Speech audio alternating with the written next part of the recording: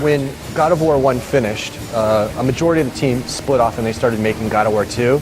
And a couple of us, myself included, and Vasily, the lead programmer, we went off and we started making the God of War 3 engine, and that would have been March of 2005. So we knew we had to get a head start because the goal was that when the majority of the members of the team finished God of War 2, that there'd be an engine, a technology, an art pipeline, all that good stuff in place that, you know, we could start making a game, maybe even a look of like what this thing is supposed to look like. To start with, we have a very powerful machine now. We have PS3 that has lots and lots of power.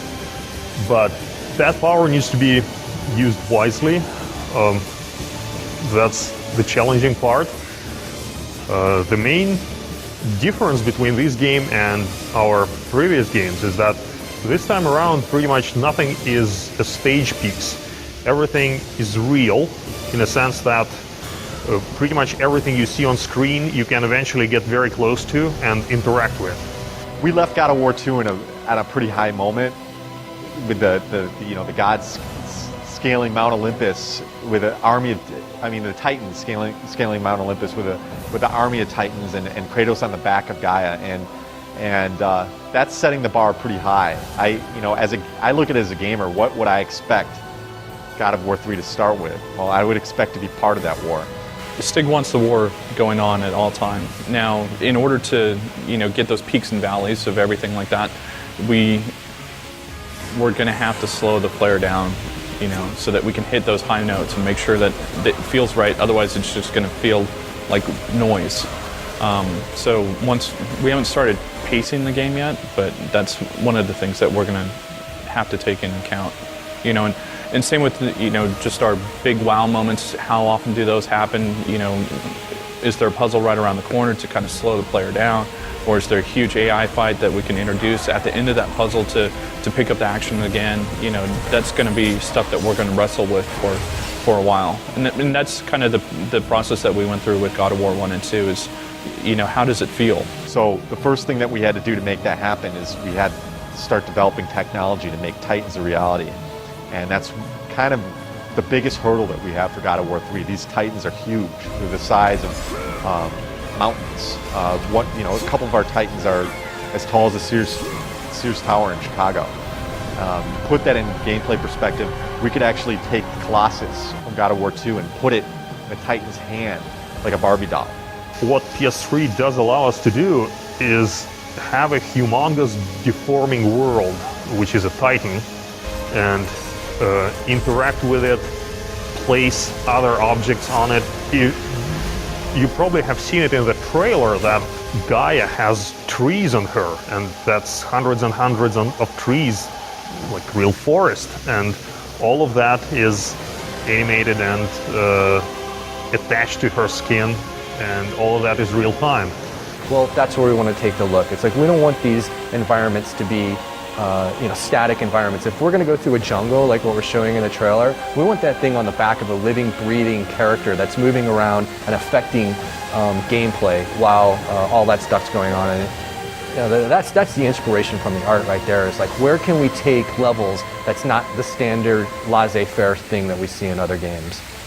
The first thing we looked at with God of War 3 is, our sub-weapons. They're a weapon that as soon as you play around with a little bit, but everybody went back to the blades. So how do we make that better? How do we make the combat system feel even better and make people want to use those weapons? Instead of just sub-weapons, they're just weapons or style switches. And our theory behind that is with the Cestus, for example. The Cestus, we wanted to make it just as fun as the normal blades.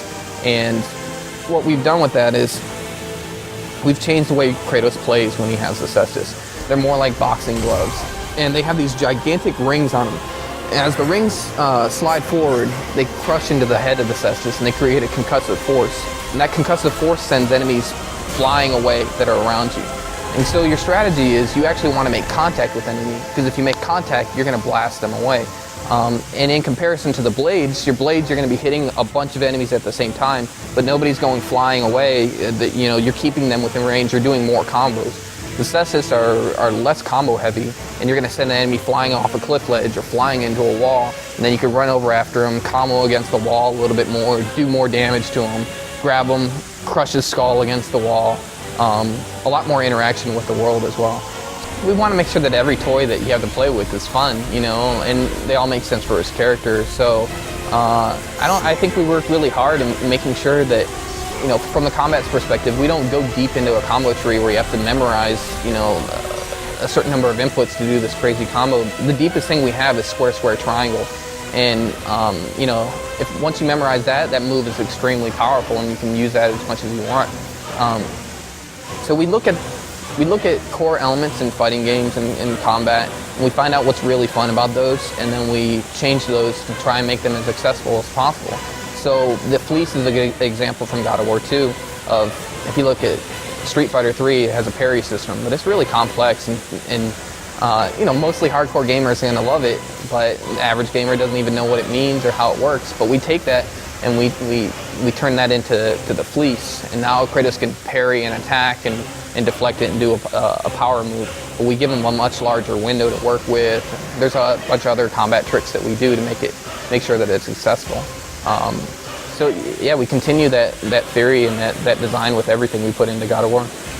We know the expectations for God of War 3 are very high with the public and with our fan base, and that's fantastic because that means that, you know, we delivered on those first two products, and then we have a big following, and whatever those expectations are that, you know, the public are looking for, I think that us as game developers and as fans of the series, our expectations are even higher. And it's like, you know, there's been a couple times that we've been making this, especially like from an art end, where you go through those moments of trepidation, like, is this good enough?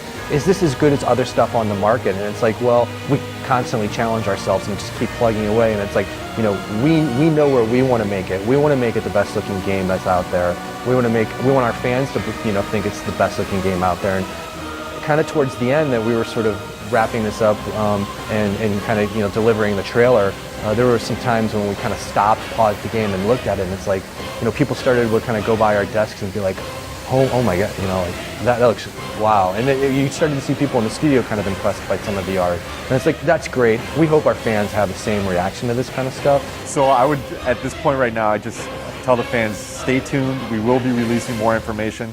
Expect something playable at E3, as well as possibly a release date. And we're working our butts off right now to try to do the series justice. Thank you.